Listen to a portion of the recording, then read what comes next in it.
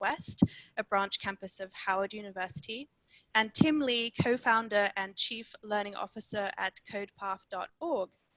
Before we get started, I'd like to highlight the question and answer feature, which you should see at the bottom of your screen. If you'd like to ask any questions during the session, please feel free as we go along. And if we don't answer your question as the conversation unfolds, then we will have a 15-minute dedicated Q&A at the end of today's discussion. So I'd like to start today by talking about some of the challenges that remote learning presents. We know that there are instructors with limited experience being asked to teach classes remotely, and a lot of concern about what the fall semester might look like, health concerns, quality concerns, a whole range of concerns. So I would like to ask each of you quickly to summarize, what are you most worried about for the fall semester, and what do you think isn't getting enough attention in the planning for the fall semester? And I would like to ask Dr. Williams to kick us off, if you don't mind, Jessica. Thank you. Yeah, absolutely. It's so great to be here today. I think one thing that I'm worried about that I feel like may not be getting enough attention currently is just the deep, pervasive damage that has been that's happened to our students' mental health as a result of both the coronavirus crisis, the movements against police brutality, the economic crisis, the health crisis. There was a recent study done by the Global Strategy Group that found that 77% of our students nationwide are very concerned about staying on track this semester. And those numbers are even higher for our Black and Brown students. And we also know that nearly 3/4 of our students also reported that they are going into the fall semester with elevated stress levels. Our students are really stressed out, and they have concerns about developing depression and anxiety and mental health issues, and that these concerns are greater for our students that come from non-English speaking homes, and also students of color that are at two-year institutions and Latinx women. So I think it's important that we take this emotional, socio-emotional factor into consideration as we plan to engage our students through remote learning in the fall. And that's actually something that I haven't heard a lot of conversation around as institutions begin to plan. Thank you, Jessica. Becky, would you like to take that question? What are Yeah, thank you. So I follow with what Jessica said. And as the nation's first fully online nonprofit state institution, worried greatly that people's perception about remote or online learning is formed by their one experience, not in fact that there are a multitude of ways to be learning online and to be engaged online, so that their experience of what they're getting will forever shape how they think that online education and the delivery through technology will be. And in fact, there is just all sorts of pathways, and I think that learners need to find their own. Certainly in K-12 it's a little harder, but as we're adults, to find the environment that best suits them, because online is not just one way. Thank you, Becky. Legand, would you like to take that? What are you concerned about for the fall? Yeah, I mean, I see two major things. I'll kind of flip it. We're going to talk a little bit about how we're impacting students, but I'm going to flip it and talk about the faculty. Everything now is being scheduled online, virtually, and I don't know if people are considering the impact of the screen time on students and even on faculty themselves, the fatigue that will be generated from this. So I know right now when I look at my calendar, it's just locked in. I mean, it's just a full calendar, which normally I would not have as a regular faculty member. I used to be a former chair, and my calendar used to be stacked, and I knew how to deal with that. But I think for an average faculty member, they don't know how to deal with that, where their whole day is scheduled. So many of the interactions that you'd have with your students, with the faculty, they could be done, in a hallway conversation, or at the, at the copy machine or the copy room, or, in the hallway or something like that, and these are not happening now, they're all scheduled. And so I don't know if people are thinking about the impact of the screen time that the faculty have to go through, but also the students themselves as well. Thank you. And Tim, any thoughts?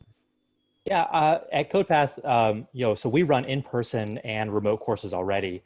And we definitely see there, of course, there's advantages to in-person that really have disappeared for the remote. So we've been designing and testing this summer kind of ways to replace the peer community element of learning.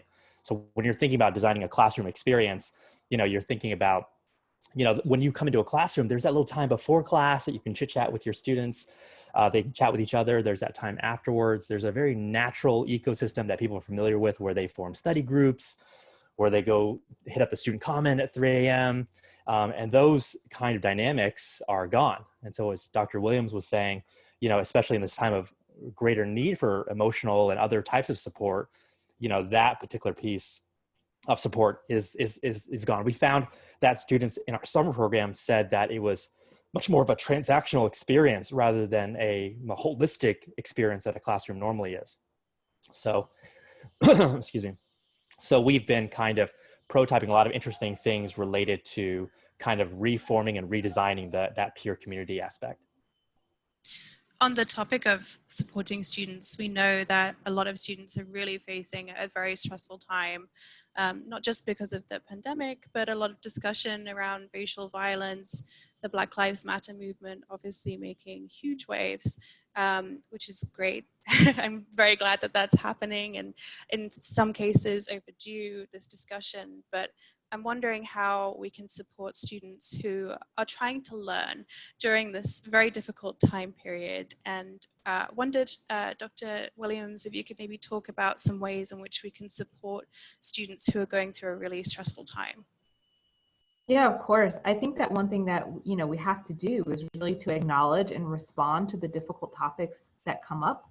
And I think they come up in many different ways. Sometimes things are happening in the media. Sometimes things are happening, in real time. But also, I think that course content can bring up feelings and thoughts for people. And I think that the classroom is really almost a perfect place to acknowledge some of these challenges head on and these difficult topics head on, and create space for conversation and responses, and allowing students to share some of their lived experiences, and also taking that a step further and really connecting those lived experiences and those feelings and those thoughts to course content, and making that course content more relevant, and allowing it to resonate with students even more. So I think that we need to really, bring that those difficult issues and those difficult topics into the classroom more, and try to use those as fodder to support the curriculum that we're teaching. Thank you. Anyone else have ideas on how we can support students? And I guess I'm wondering, there are some professors who might feel like it's awkward to bring up difficult topics, or it's not really directly relevant to the curriculum.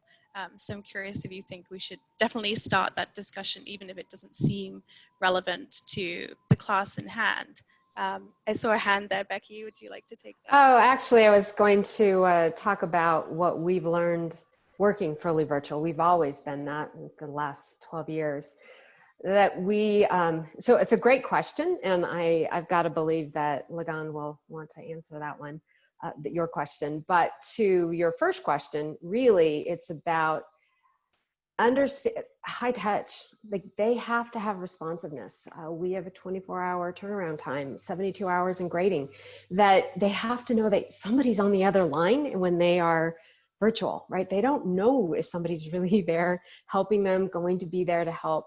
And so when they reach out, we know we have to get back to them. And 24 hours honestly feels like a really long time for most of them. We do our best to do that within the same day. But understanding that you cannot over communicate when people are virtual, because they need to know that you're there and that you understand what they are dealing with. And so it's not, I understand the feeling of being in a transactional environment, but you really have to read their emails or listen to their voicemails or read their texts and try to understand where they're at, and then be able to provide an appropriate response and try to move them to a solution of whatever's bothering them or on their mind. So that because you're not physically together doesn't mean you're not communicating, because you really are. You're having to make sure that it's on a regular basis and that you're reaching out. And also, we're finding with this high stress environment that Jessica talks about, Flexibility, and having the instructors understand where they have flexibility to not follow policy, or to follow policy as it is, but that there are shades of gray, and how we can manage that, and making sure that the team, all of our staff, understand how to help students that are stressed out and need some support navigating that instructor contact and communication regarding they're late or they've had something come up, and trying to help negotiate that so that students can self-advocate. And that's what we find being fully virtual, and then of course now in times of stress. I think that communication point is really important. I've seen a lot of student surveys from the spring that said students just didn't feel as connected as they normally would to their instructors if they've switched from face-to-face to remote learning especially. So that's a really great point. Did anyone else want to mention support strategies helping students through this time?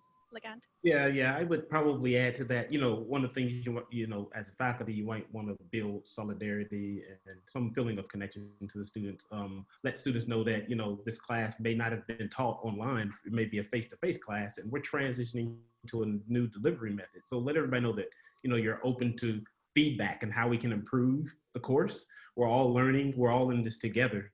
And then, just being able to ask about the well-being of each of the students at the beginning of the class, is encouraging students to connect with each other during the class, but also be accessible as a faculty member as much as you can, and be able to, direct them to the appropriate resources. So be familiar with your institutional policies and protocols for these resources that are available to students should they have, issues that come up. And I agree with what Jessica was saying about bringing, a discussion about, the crisis, about what's going on, and maybe try to figure out how you can incorporate that into some of the activities and work that you're providing to students. There was a question in the chat about how you know if students are struggling. And again, you mentioned, talking to students. Is there a way that you prefer to do that to find out what's going on with your students? So, you should be open to having office hours, but don't just limit it to them to try to connect to you. I think you should reach out. And so one of the things that we were doing at Howard West with our Google relationship called Tech Exchange, we were monitoring, the work, that students were doing. And before they got into a situation, we would reach out and try to intervene, find out what the issues were, that were happening, and try to help them resolve those issues, get them back on track. And so I think you have to make a considerate effort when we're moving to this online, based on the crisis. We have to be mindful of that and put more energy and effort into that as a faculty member. Thank you. And Tim, did you want to say anything about supporting students right now in this very stressful time? Completely agree with Dr. Burge, especially in a remote environment. So many of us in the attendees are teachers, and we're accustomed to building relationships in the classroom. I will say, going to remote, if this is your first time doing it, it's very, very different. The same tricks that you use don't work. So what we do as well that we found is it often has to be teacher initiated, especially through digital channels. So we'll have teachers message students through Slack, which is something that we wouldn't normally do. But we found that when the teacher opens a channel multiple times, then the student will start to come back versus like not showing up to an office hours. It's not good enough to just leave the door open. Basically, you have to bridge the connection on your side. Yeah. Another thing I'd like to share is just tactically what we did for the teachers out there that I thought was super cool. I would do even when we go back to live, but to kind of create that peer community, we did an experiment where, for these 1,000 students, we grouped them into groups of 3, and they were their pod for the entire summer for 12 weeks. We did crazy things that we never would have done. We played Jackbox together. We did icebreakers together. All the things that you have to do to start to kind of scaffold and allow peer relationships to form. So it may feel off topic. I felt weird playing Jackbox with my students, but luckily we have the TAs, and the TAs tend to inject a lot of kind of like more age appropriate creativity. And so that was an amazing format. And to Dr. Burge's point about keeping your finger on the pulse, that's one way we did it, because the pods kind of stayed together. They actually did their projects together. They would be on Zoom we gave them each individual Zooms. They would stay on the Zoom for 3 hours at a time, working on their problem sets or their projects. We had to get them used to that kind of dynamic. We had TAs rotating through each kind of working pod. So it really allowed us to be a lot more responsive as students were struggling, where we could quickly identify and intervene. 3 weeks later is far too late. You really want to hit it that same week that they're struggling, and like Dr. Becky was saying, kind of flexing policy or giving additional support or whatever it is that you need to do. Yeah. Can I say one last, oh, sorry. Go ahead, Legand. No, I was going to respond to a comment. So someone wrote that there's a disconnect between the faculty who have taught, traditional versus online. And I agree with that. There's a saying that, you teach how you were taught. And so I think we can learn a lot from K-12. We need to look at the pedagogical practices that they've been doing to engage students, and we need to incorporate them into higher ed. And because we're online, we need to do it. We need to be mindful and proactive in doing these things, like exit tickets. When when the course, before they dismantle, we can get a pulse of where everybody is before they leave, so that we know how, when we connect the next time, how we can intervene and remediate whatever issues that may be coming up. And I just wanted to add for instructors, because my email and phone number is in our student portal, so students can call or email and text me anytime. And what I find where I have to get involved with a student and a faculty member, if the faculty member picks up the phone to call a student who seems really in distress or is upset about something, it diffuses that situation. And I know the younger generations don't like talking on the phone, but where they're upset and where that instructor can encourage them to get on the phone and they can have a real connection and talk in real time, wow, then it would just solve a whole host of other issues that happen when suddenly I have an email chain and I've got 10 emails back and forth. Wow, that's really crazy. And it's not solving the student's problem or concern, and it's making the faculty member more upset. It just escalates. So I just encourage instructors and faculty, professors, where you have an upset student or there's something that seems to be awry, if you pick up the phone and call or send an email and say, please call me, it would really help that student emotionally and academically, usually, to get back on track. Thanks, Jessica and Lindsay. I think that personal communication is really important, because you can feel like you're a number if you're in a huge online class, right? You might miss that personal connection with your instructor. Following up from that, there was a question about engaging with large online classes, so hundreds of students in potentially one class. Does anyone have any tips about engaging with large numbers of students and how you manage that without it becoming overwhelming for the faculty?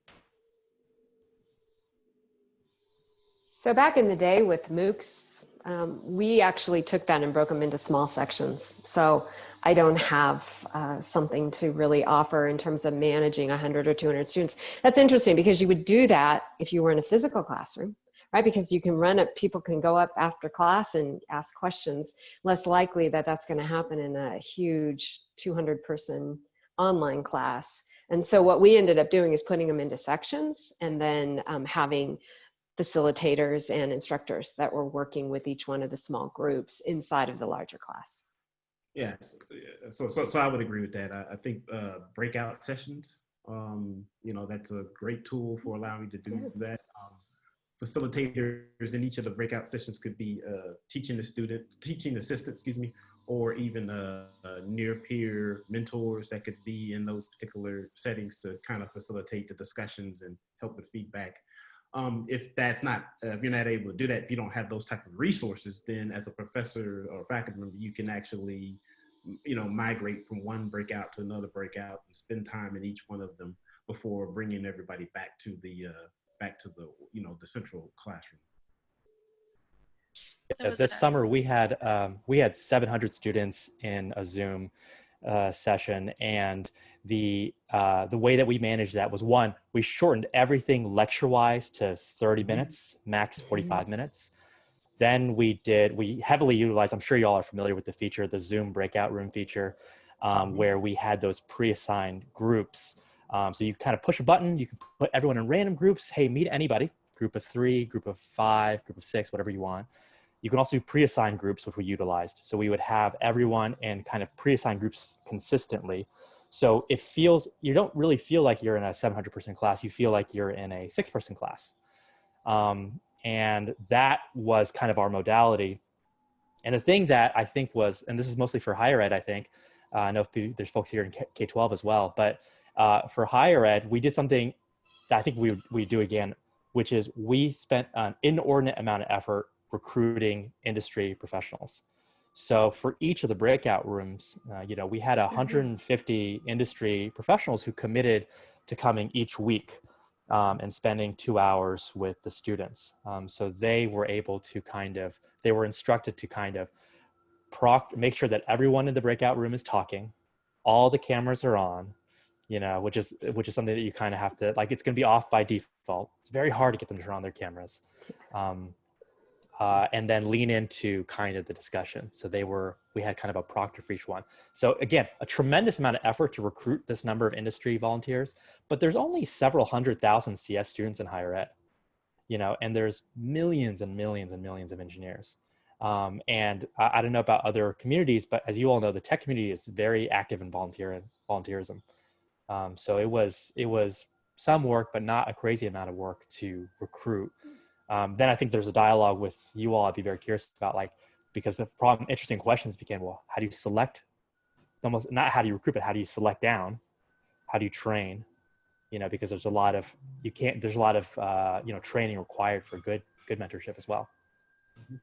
Yeah. And the only other thing that I'll add that wasn't mentioned, I think these are all great suggestions, and particularly that peer-to-peer mentoring. I think, we have to leverage that.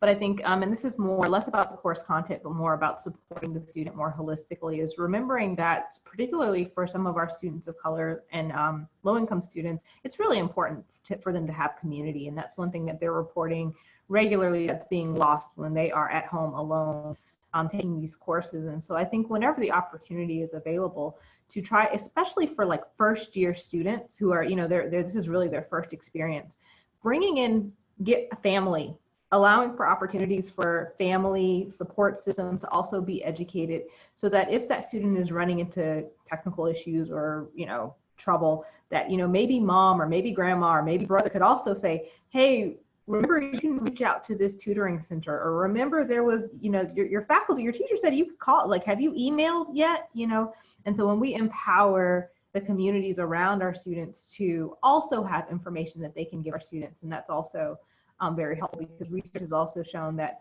when students are struggling, they're getting most of their advice and support from family, not from faculty.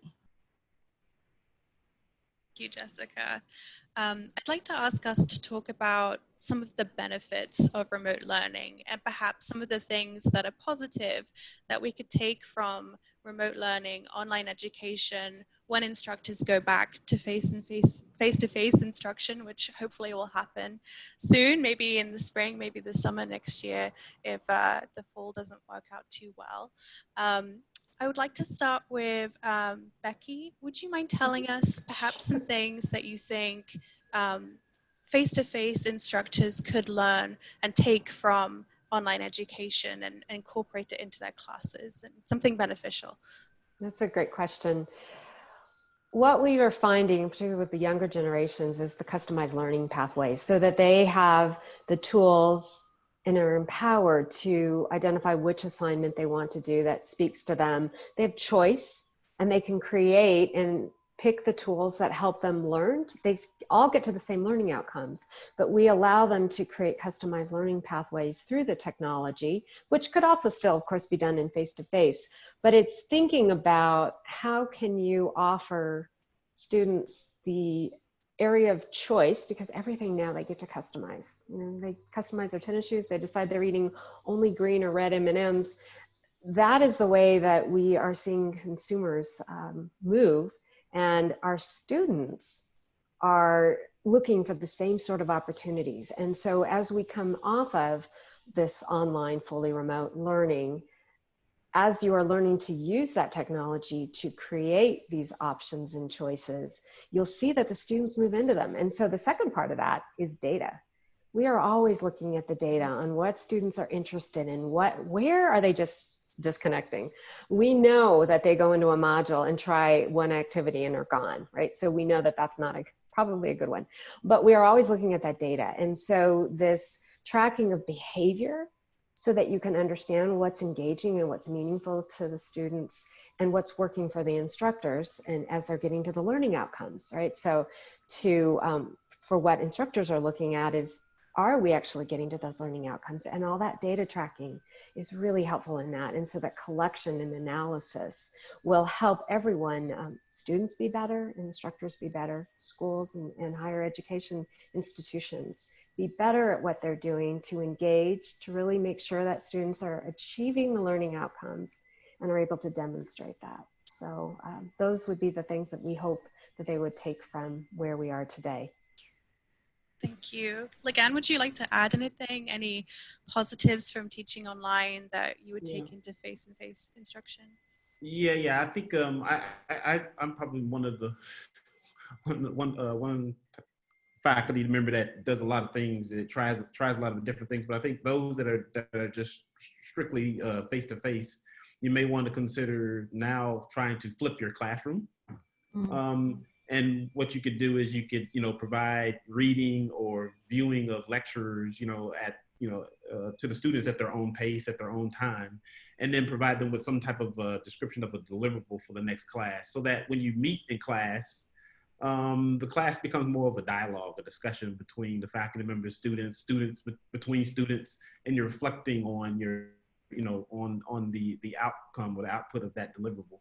And so you put emphasis more on the inquiry of, in terms of the learning experience. The other thing is you can require students to actually give feedback to each other. So when they're listening to others report out, based on that deliverable, other students are giving them feedback as well. So everybody's engaged. And so that's one of the things that that I'm doing currently. I think it makes sense to do this also in the face-to-face world. Another thing is to go back with Becky was talking about personalized learning. The ability to allow students to master concepts, to be able to do things at their own pace, and to try to achieve specific competencies. I think these are some of the things that I've learned that have been working very great, very good in this scenario that we could apply as well in the face-to-face model. Thank you. Jessica, is there anything you'd like to add? Any things that you would like traditional instructors to take away from the remote learning experience? Yeah, one other thing I'd add to the personalized learning is the ability for remediation within the course, I think, which is very unique. Because we know that all of our students are learning at different rates, and they have different knowledge gaps, and so to be able to meet those in real time as you're going through your course is really helpful. I think another thing that I would like for us to, one thing that I'm encouraged by is the fact that now that we have an opportunity to move courses online, it really is causing a lot of our faculty to, from an equity perspective, face, the fact that, one, all of our students don't have all the same access to space, time, and resources, right? And we're having to deal with that in real time, and we see that through, issues arising around access to technology and other things like that. And so I think it's been really helpful for faculty to begin to redesign and rethink their courses, with that in mind. And that's not something that we always have traditionally had to think about. And so I think that I would like, us to continue to carry that back when we transition back to face-to-face, that acknowledgement that, we're not all in the same playing field, even though we're all sitting in the same classroom. All students are showing up with different amount of time, different amount of access to technology. And so we need to design courses with that in mind, for sure. Thank you. Tim, did you have any thoughts on things we could take away from online learning into face-to-face instruction? Yeah, I think one of the things that, there's all these amazing instructors across America, but it's very hard for instructors to share best practices. It's very expensive to convene. It's very difficult to shadow, other instructors' courses.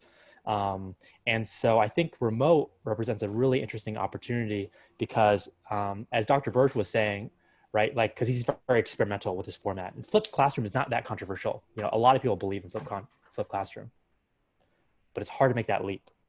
Mm-hmm. You don't want to experiment on your students. You don't want to you want to experiment, but you don't want to mess up the experiment. You don't want to have like a stinker semester and they're like, oh my goodness, that wasn't a good outcome. And so with so many of us trying to figure this out online, there's also an amazing collaboration opportunity because I can drop into a Howard class because it's online anyway. I can see how Dr. Burge is executing that flip model. Our classes are running every Tuesday, Saturday right now. This summer we're still in session. So any of you all can, drop in and see how we're executing that breakout room system that I was talking about with the mentors. They have their mentor training cheat sheet that they're prepped with, and then the instructor has their kickoff and so on. So I think that's a really cool aspect that I hope we take forward. I talk to professors and I'm asking how much are you working? They're like 60 hours a week. And I'm like, 60 hours a week? What are you doing? Oh, I'm creating all this curriculum. I'm like, we've all created that curriculum before, So a lot of reinvention of the wheel in K-12 and higher ed. We do it too, because it's hard to do that convening and collaboration process. But I think it's uniquely interesting now. Now I can hop in and observe any of my sites going on, which I think is really cool. I think that idea of collaboration is really interesting and something that online learning kind of uniquely facilitates because an expert can drop into your class, very easily. So I think that's a really interesting idea. And I'm wondering if any of you have seen increased collaboration between institutions, or if you think there's an opportunity for course sharing. As you mentioned, there's a lot of duplication of effort, especially in these lower level courses. Why aren't we sharing more? Yeah, so I firsthand I've experienced an increased collaboration with not only industry but also nonprofits. So we actually partnered up with CodePath as well. So we have integrated them into our curriculum in various courses. But we've also integrated again with industry. So I actually have practitioners coming into my classroom, either as instructors, co-instructors, project facilitators, guest speakers, they do mock interviews, mentors to students, you name it. And, because we're constantly trying to solve this alignment between, what academia is teaching students, which is more knowledge-based, than what the industry needs, which is more competency, skills, where they actually take this knowledge and they can actually apply it within a context. And so so I fully have embraced it. I've seen more companies reaching out to try to partner. I think also that, as Tim was saying, there's a lot of content that is already out there. I think amongst the historically Black college community, we are starting to come together more and develop a repository with content and curriculum that we can all share to sustain our institutions as we're going through this crisis. So. That's really interesting. Thank you. Becky, have you had institutions reaching out to you as an expert in online learning and someone that's developed a lot of online courses already? Is there a way that you can work with other institutions? Yeah, we actually do. And in fact, the Department of Ed has a transient student status. So it allows us to work with other institutions to provide courses online that they need that have been vetted by their faculty, and then they can enroll the student. So the student stays with their home institution. We provide the education and it just seamlessly transfers back into the student's record because we've done that at the administrative and instructor level. So we are continuing to find pathways to doing that and have those type of agreements with all sorts of institutions, and happy to add them in where that makes sense for those institutions and those instructors that oversee their courses. We do it for dual enrollment for high schools, so K-12. We have some great partnerships in that. And what I love about that is we are the online and we have the credentialed faculty, but we do it in a way where the instructors or their teachers that they know are part of this process. So if it's on ground, then they're able to be in the classroom and the kids are on the computers, and we have our master instructors so that the teacher in the classroom is getting some exposure and has a relationship with the professor. That is the online part of the global, CSU Global and what we're doing, but then it has a relationship with the kids because we want to make sure that they're getting the best experience possible. So they get the best of both worlds, and we're able to help support and provide dual credit for those K-12 schools and districts. And then doing the same thing at the collegiate level, which is where can we help and what course do you need? And yes, we have that. Do these learning outcomes meet your needs? And yeah, we'd be happy to teach that and then send it back. So we have those kind of pathways created, and seeing a lot more of it, of course, now during COVID. Jessica, I know that you're from a network of, is it 12 partner institutions? Do you think we've seen some interesting collaborations come out of Absolutely. So yeah, two network partners come to mind who have really interesting services that have really grown during this pandemic. One is the virtual mentoring circles through EDUCAUSE that allow for faculty to come together across, the nation around a specific subject matter and have guided conversations together. And that's been just really interesting and helpful for a lot of faculty. And then another service is the Loop Network, which is offered through ITSE, formerly EdSurge, that allows for one-on-one connections between faculty, regular one-on-one connections, similar to what would happen maybe at a conference, right? Like you may just kind of run into someone and spark up a conversation, and the next thing you know, you're sharing resources. It kind of fosters that same kind of somewhat random, but a conversation one-on-one with someone who's in your field, who's a peer. And allows you to start networking and building your network in that way. And so I think that, a lot of us are missing the opportunities that we would normally have to maybe go to conferences or see each other face to face. And so we're having to rely on these, virtual mentoring, virtual networking tools and platforms to create those same type of relationships and maintain them. Thank you. I have heard anecdotally that a lot of companies are not doing internships this year because of financial challenges. But right before we started this discussion, I know that Becky and Tim were talking about virtual internships and the progress that's been made there. And I'm wondering if each of you could talk about how you can prepare students for a pretty challenging environment where unemployment's pretty high, and connecting them to employers. What ways can instructors do that right now? You want to take it, Tim, first? I love Tim's program, by the way, so I can't wait for you all to hear what he has to share. Do you want me to go ahead and go? So CSU Global does, because we're fully online and our students are in every US state and territory in 60 countries, we have to have some sort of opportunity. And our mission, being workplace success through higher education, requires us to make sure that they are work ready and able to function well within their job, so they can move up or keep a job or be able to actually secure that job.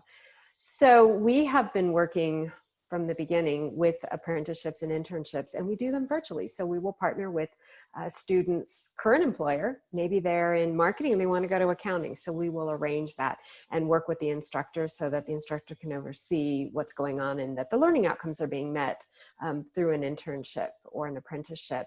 And we are now also have paid apprenticeships for our students that are looking to secure a career in instructional design, multimedia, and we have partners for that. And I know Tim's got things in coding. So we are making it work, and the students are coming out with pay and then jobs at the end once they're finished with our certificate programs and courses and degrees.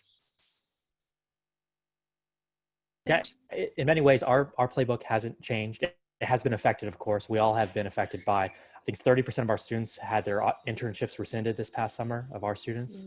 I think that's been a pretty stable stat in the tech universe. As we're making the rounds to prep for next summer, there certainly are a lot of companies that are pausing their internship programs for now, either temporarily or potentially, definitely, depending on what happens.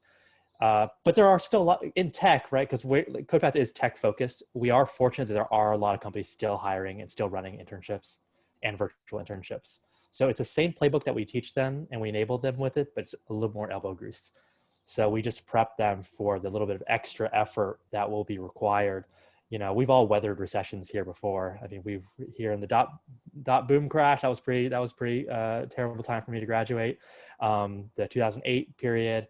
We'll weather this one too. So we just prepare students for that mindset that you do probably need to double the number of outreach that you're doing. We teach them how to manage their search process, like a sales process.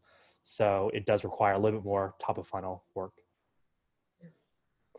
And I think when we were talking before the panel began, so much of our world in a decade has gone through we all use technology in every industry, right?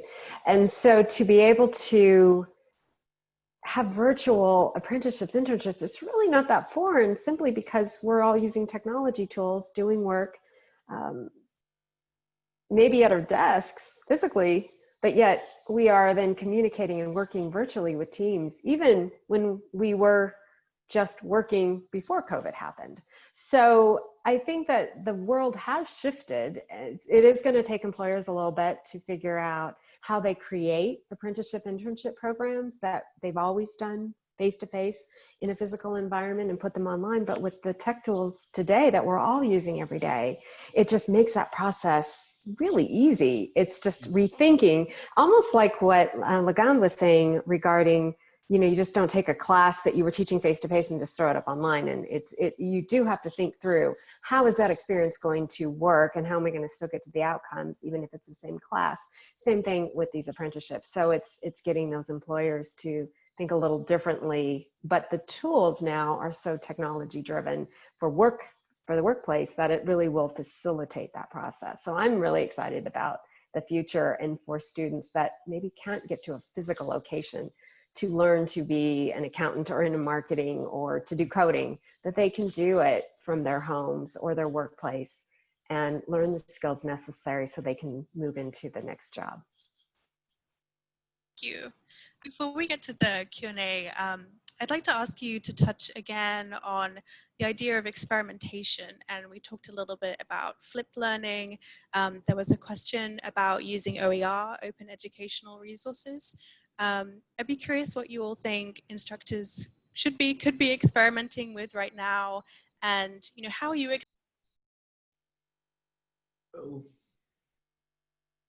Whoops, we lost you. Uh-oh, we lost you. I'm sorry, can you hear me now? Yes. Okay, great. Sorry about that. I wanted to ask you about experimentation and how we experiment responsibly, whether that's introducing something like flipped learning or open educational resources, how you experiment well and responsibly. Gant, can I pick on you? That's kind of interesting. So one of the things, especially in the situation that we're in now, you have to, you know, realize that you may not be able to cover all of the content that you would normally cover in a face-to-face scenario. That's one thing. So the other thing is, I think, you know, when you're trying something new, you have to get some feedback and you have to try to close the loop. The faster you can close the loop, I think the students will have a great experience. They'll learn, and then you can recover and, you know, take those things and translate them across many of your classes. So being able to close that loop, and then when you find out that something didn't work, you still have to get those students to meet those objectives, you know, those learning outcomes or whatever. And so that may mean that, you know, you're going to spend a little bit more time on a specific topic because, okay, maybe this experiment didn't work, or we're doing it using the flipped model. Maybe I do need to give a lecture, or maybe I need to have some in-person type of interaction there. So yeah, I think that's what you have to consider.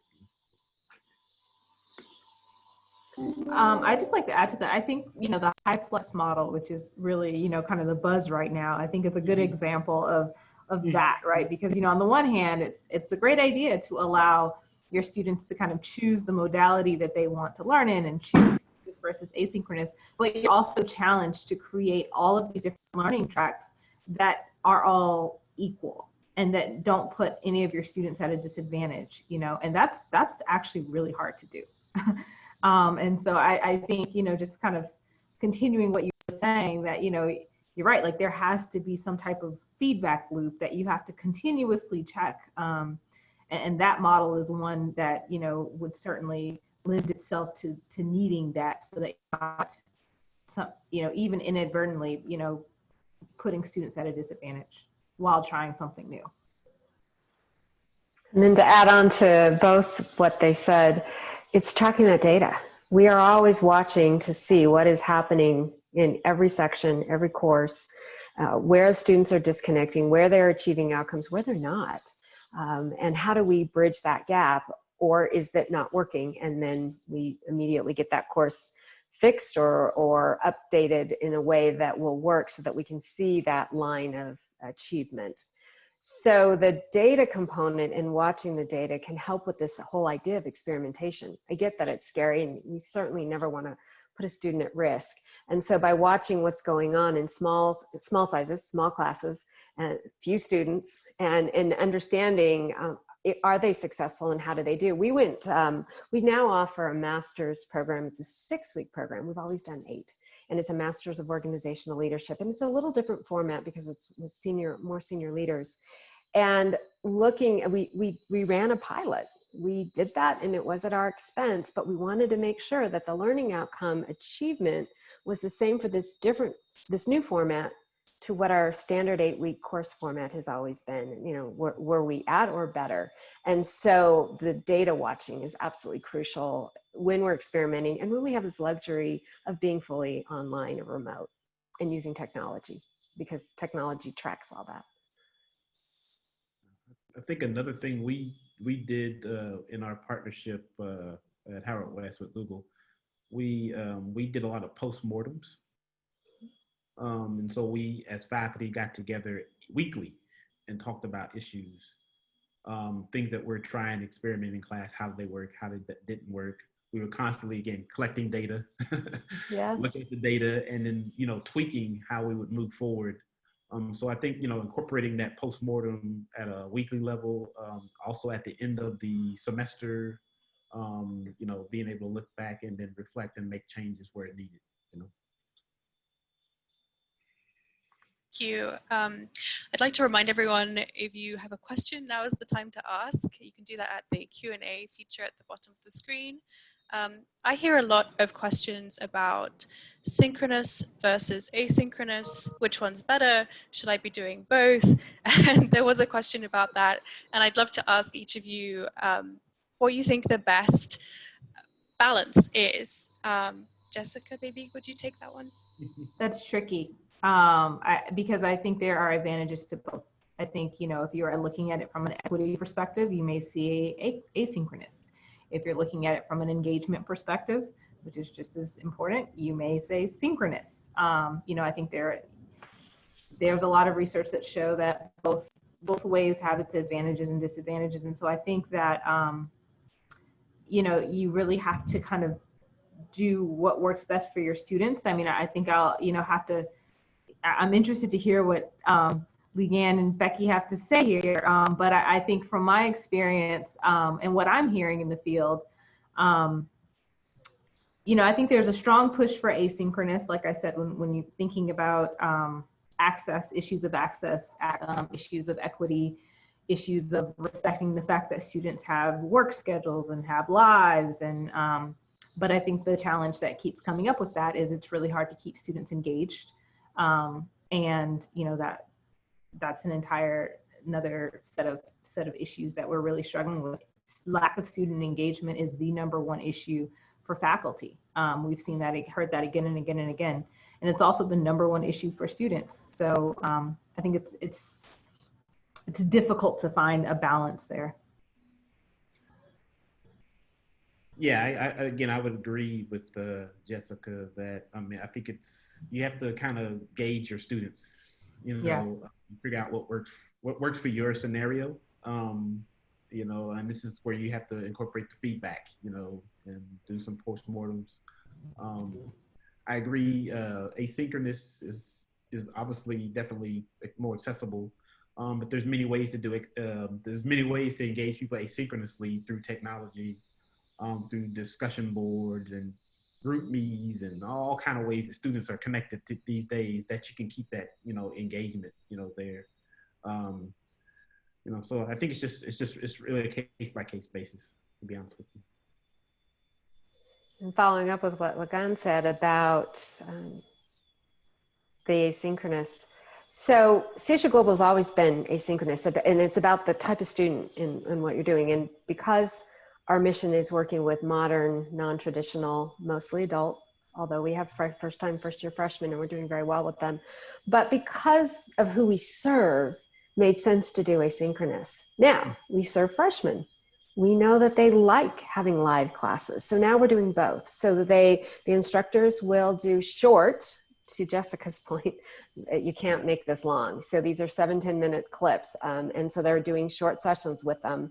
And then we store them in the classroom so that those that couldn't get there, maybe they're working or have other activities during the day, so they can go in an asynchronous way and get caught up on what happened. They can see what's going on in the chat, the questions that are answered, and get filled in. But for those students that really want to be live in time with an instructor, they have those periods of time to be able to do that. And so that's how we are solving that. But up until really the last couple of years, we've always been fully asynchronous online. And when you look at our data for first to third term, it's almost double the national industry standard for non-traditional learners. And then our completion rates of degrees is almost double as well. And it's fully asynchronous generally until just recently. So we are trying to meet the needs of the younger generation, and we get it. So the instructors, thankfully, are willing to do that work for us. And it's been, I think, it really helps with connection in a virtual world. And so we will always keep learning and working and looking at our data and our student survey feedback after every course to understand what is it that they really need. And some subjects need more support than others as well. There were a couple of questions about engagement, and a faculty member here said that he has virtual office hours, but people aren't turning up. And I wondered if any of you have tips on how to encourage students to attend these things that you're offering and, show up. Yeah, we have the same issue. That's why we have this 24-hour turnaround on contact, because students don't just show up at a given time. They all want it to be when they need it, or, they have busy lives, I get it. So it really is, how responsive can we be when they need it? Because when they need support, they want it then. One of the things that we've done, and I think, Tim, you mentioned this, which was open office hours where their Zoom video is up and they're doing work. And when somebody comes in to ask them questions or whatever, they're there. So almost like open office hours, but virtually. And so that has some level of success. But what we find to be the most helpful for students, where they get the most value, is when they ask for help, that somebody immediately gets back to them, certainly within 24 hours and same day if possible. That's what we find in our environment. Yeah, like for us, like we've seen the same thing that everyone else has seen, which is office hours typically see 5% utilization if it's offered in the normal way. So what we do is, well, we've done a couple of things related to that. So one is we survey for student topics, and we always do optional topics in office hours. So it's kind of student-driven conversations about XYZ. And so we'll send the survey ahead of time. We'll get a pulse for what the interest is, and then we'll say, okay, cool. In office hours, I'm gonna talk about like this topic during this time, and we'll also review the homework. The second thing, which might be unpleasant for educators, is there's a reality for higher ed, and maybe everyone, that the time that they're working on the homework is very close to right before it's due. So you don't want to train for that. But if you want to just predict human nature, whatever you set the deadline of the assignment to, an hour before is when they're going to work on it. And that's when you position your office hours and say, also, this is also when I'm going to review the homework. I did electrical engineering at University of Texas at Austin, and I went to office hours because the TA went up there and literally did the problem. So I don't know how y'all feel about that from an integrity point of view, but that's how we all showed up to the office hours, because we knew the TA would be reviewing the project. So those two strategies for kind of engagement. Thank you. I think we have time for maybe one or two more questions. There was a question about helping students in low-income areas with access to technology, internet access. A couple of you have mentioned keeping videos short, the advantage of that being not just for attention, but also if you're downloading that video, that it'll be easier to download it if it's short or maybe just audio. So any suggestions on helping students that might struggle to get access to laptops or internet access? Yeah, that's I know at Howard University we're partnering up, and I think we've received funding under the some of the COVID funds or whatever to purchase licenses, and then also equipment for students in need that may have accessibility issues and equipment needs. From that standpoint, I don't know, I think being able to refer a student to resources locally wherever they're staying. I think, obviously that would be great, but it's, is that scalable and doable? I don't know if it's scalable to be keeping track of that, but you may recommend that they may seek out maybe some local resources to help them with getting, access, and equipment and so forth. Jessica, did you have any thoughts on that? How we improve access to technology? Yeah, I think this comes up a lot when we talk about assessing learning, which is just a huge challenge, I think, right now in the field, right? Like, how do you assess, and I don't even just mean, test taking, but just how do you assess that a student actually has learned, especially when they have Google and, they have everything right at their fingertips.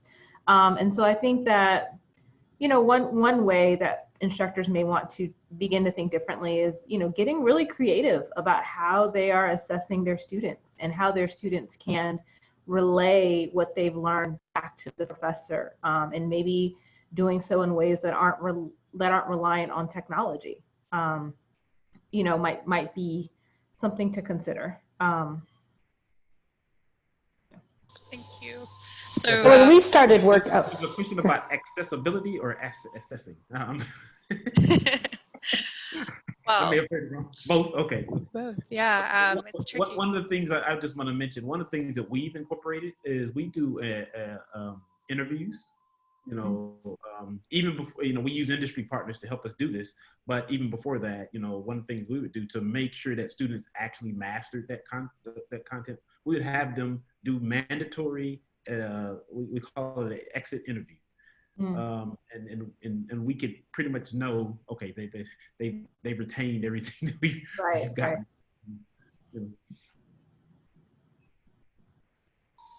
All right, we are pretty much at time. So just to close, I would like everyone to share a resource that they have found useful during this time, whether that's something that helps you with online learning techniques, whether it's something about race and the Black Lives Matter movement, something that you've found useful and that you would recommend to others. And Becky, would you mind sharing? Sure.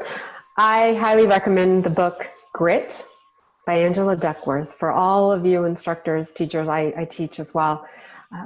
Never ever give up on a student, because it talks about, with all the data and the research that has been done.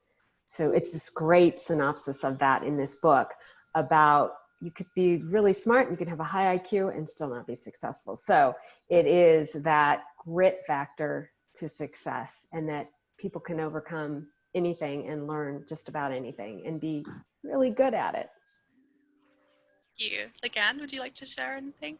I just want to plug a Black Learners Matter movement. So there's actually a webinar coming up in about 2 hours East Coast time, and they're going to talk about more of this, but they're also going to give a list of resources that you may find helpful.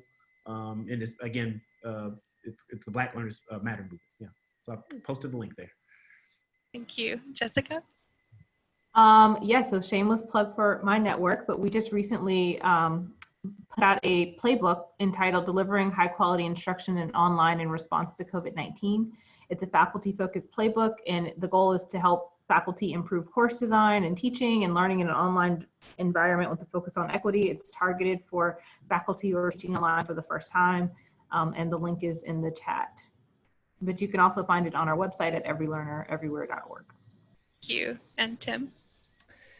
Yeah, so again, for those instructors who are teaching online for the first time, I think you're going to find that it's so difficult to connect to your classroom compared to when you were teaching in person. I love Slido as a tool. Slido gives you a way to understand real time. If a student asks a question, if other students are interested in that same thing. Mm-hmm. So it takes a little bit of training to get your class to use it. But once you do, it's I think there's nothing better the teacher wants to do than kind of understand the pulse of the majority of the class, not just the kind of active student. So that's my favorite kind of tool for that. Thank you so much. I think we need to end it there. Thank you to all of the panelists for joining us, and hopefully everyone watching took something away, whether it's an idea or a tip or a trick. And I wish you all luck for the full semester. Thank you very much. Thanks, Lindsay. Thank you. Everybody.